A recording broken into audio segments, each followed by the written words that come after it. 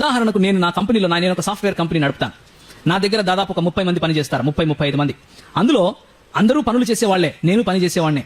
నేను ఆఫీస్కి వెళ్ళంగానే నాకు సహాయం చేయడం కోసం ఒక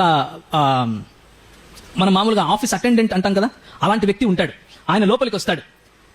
ఆయన నా స్నేహితుడు, నాకు చాలా ఏండ్లుగా తెలుసు. నేను కూర్చున్నప్పుడు ఆయన నిలబడుకొని ఉంటాడు.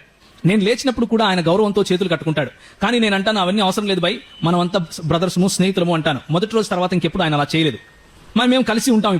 ఇప్పుడు నేను నా పదవిలో గొప్పవాడినే, కానీ మానవత్వంలో అయితే మానవునిగా ఆయన కంటే గొప్పవాడిని అంటారా? కాదు.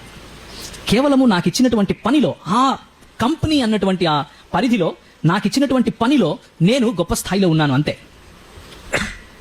ఆయన కంటే బెటర్ మనిషిని కాదు నేను, ఆయన కంటే శ్రేష్టమైన మనిషిని కాదు నేను. ఎందుకంటే దేవుడు అందరూ మనుషులని ఆయన పోలికలోనే చేశాడు. ఆయన పోలికలో ఒకరు గొప్ప, ఒకరు తక్కువ అన్నది ఉండదు. అలాగే దేవత్వము అన్నటువంటి ఆ ఎస్సెన్స్ లో ఒక తక్కువ, ఒక ఎక్కువ దేవుడు అన్నది ఉండదు. అది అసాధ్యం.